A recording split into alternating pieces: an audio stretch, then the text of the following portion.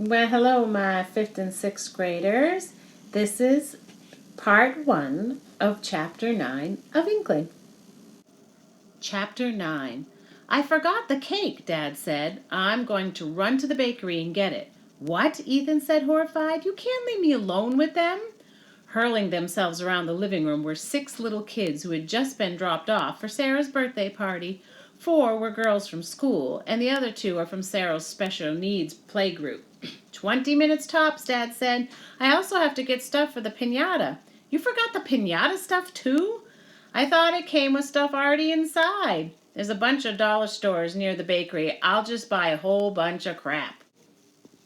I don't think I'm ready for this, Ethan protested. I'll be fast. It's not a big deal. Just get them interested in that. He pointed at the easel he'd set up. At birthday parties, Dad always drew for the kids. They'd shout out what they wanted, and he'd do it. Things got added to the drawing, and pretty soon it would turn into some kind of story at the kids asked for a dragon to eat a car or a chicken to crush a building. The easel was always a big hit. That's your thing, Ethan said. I can't draw. That's not what Vika and her dad said. He ruffled Ethan's hair. You can do it.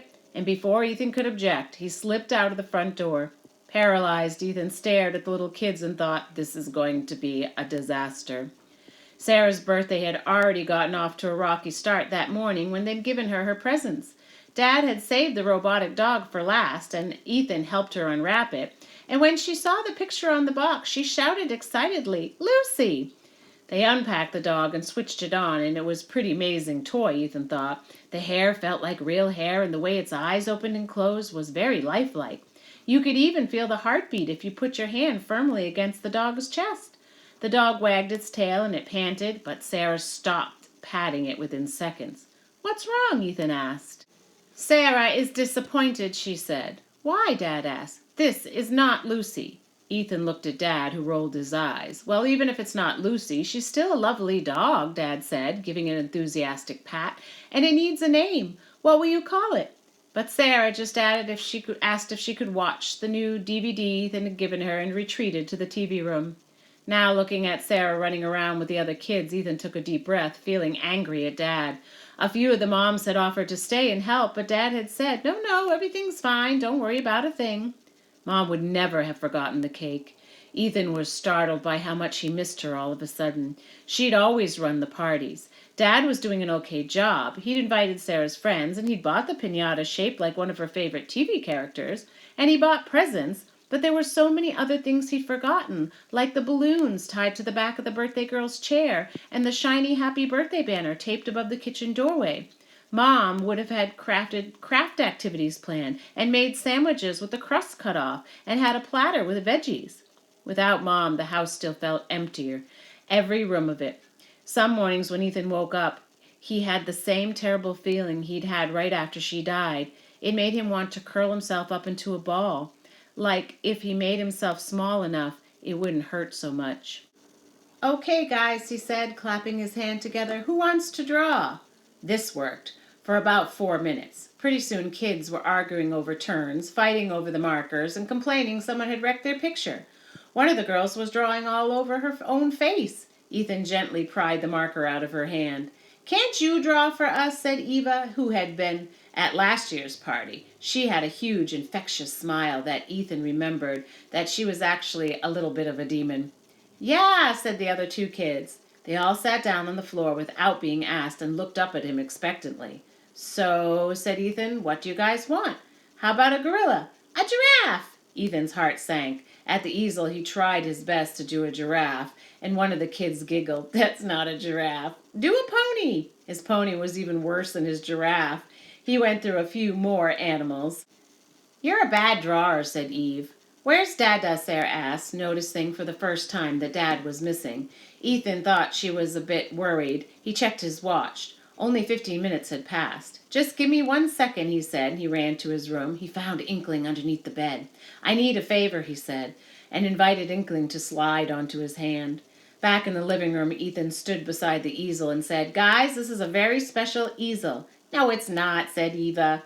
I've got the same one at home. Yeah, it is special, and I'll tell you why. Because it's magic.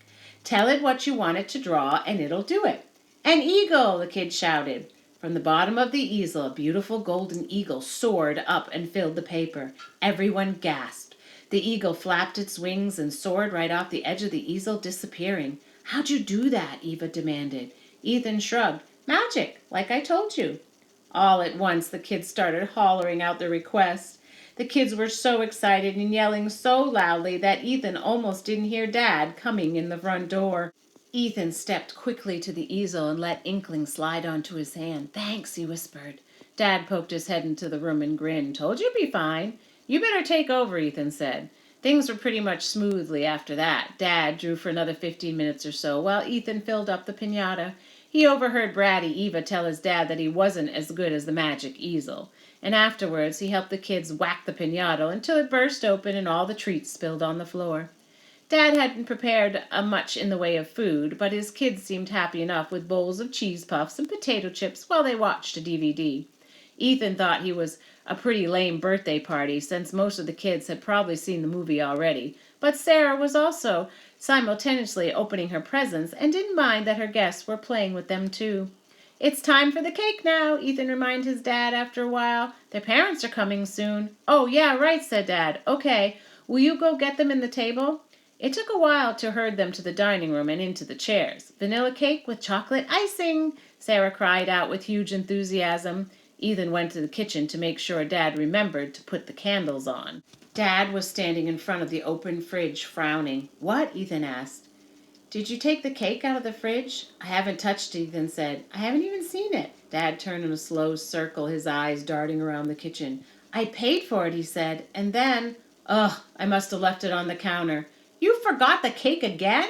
"No, I forgot to carry it out. The kids are getting picked up in 10 minutes. "Cake!" someone screamed from the dining room.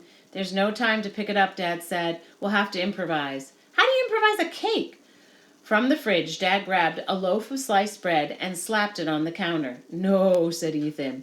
Dad slipped it out of the bag and rummaged in some drawers and found an elastic band and stretched it around the entire loaf to keep it together. The ends got a bit squished. "Oh, yeah," said Dad. "They won't even notice. We'll call this," he snatched a jar of Nutella from the cupboard, "vanilla loaf cake." Wait," said Ethan. "That's hazelnut. There might be allergies." Dad looked exasperated. "Well, just go ask them." "They're little kids. They might not know." "Fine." Dad rummaged around the cupboard above the fridge where Mom had kept all the baking supplies. Yes, he pulled down a dented tin of chocolate icing and peeled back the lid. Ethan leaned in for a look and winced. "We can't just add a bit of hot water and loosen it up a bit," Dad said. "Can you get something to spread it with?" When they were done, it was the ugliest cake Ethan had ever seen, but at least it held 8 candles and a ninth with Ethan jammed in because Dad had forgotten how old Sarah was. "Hang on," Ethan said. "What about the elastic band?" His father faltered for a moment. It's good. Come on." They marched into the dining room singing Happy Birthday louder than they ever had before. Sarah blew out the candles and looked carefully at the cake but said nothing. Ethan thought it was best to serve it fast. With the first slice, he cut through the elastic band, and with a snap, it whizzed across the table and hit a jug of cranberry juice, leaving a chocolate smear. "What happened?" Eva said. "Nothing," said Dad. He looked at Ethan. "Keep slicing." It was very easy to slice. Within seconds, Dad had a piece in front of him. Every kid at the table. As they chewed, all the kids had a puzzling expression on their face. For a few moments, everyone was silent. Then one of the girls from Sarah's playgroup said, "This is bread." Ethan could not bring himself to lie to her, so he said nothing. He just refilled everyone's glasses with juice. "It's a loaf cake," said Dad, shoving another forkful into his mouth. Tastes like a little bit of bread, doesn't it?" Luckily, the doorbell rang and the first parents arrived for pickup. Forks hit the plates and the kids fled the table. As Ethan handed out the loot bags near the door, he saw one mother glance at the hideous remains of a cake on the dining room table. "What's that?" she asked her daughter quietly. "That's the cake," piped the girl. "It was bread." Okay, 5th and 6th graders. Poor Sarah's birthday was not probably what she expected. Here's my question for you. If your parent served you a cake made from a loaf of bread, an elastic band, and some questionable frosting, what would you think about that? Would you be mad or would you be okay with it? Make sure you give me an answer. Bye.